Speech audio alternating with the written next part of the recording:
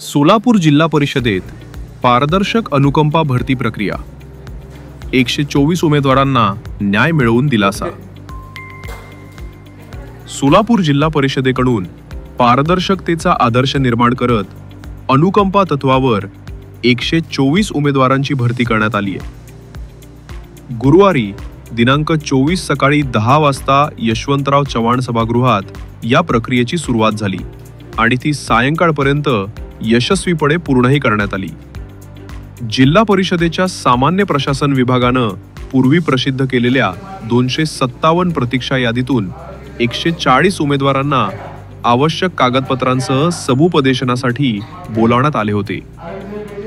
या बैठकीत 11 विविध संवर्गांमध्ये रिक्त पदांवर निवड केली गेली।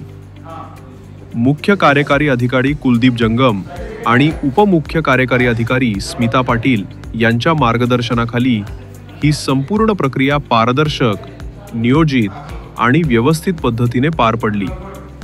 अर्ज छाननीपासून यादी प्रसिद्धी व प्रत्यक्ष समुपदेशनापर्यंत प्रत्येक टप्प्यावर उमेदवारांना स्पष्ट आणि वेळेवर माहिती पुरवण्यात आली।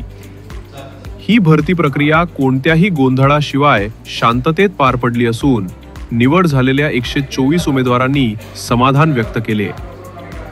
जिल्हा परिषदेच्या कारभारात पारदर्शकतेचा नवा मानदंड प्रस्थापित करत या भरती प्रक्रियेचे सर्वत्र कौतुक होत आहे।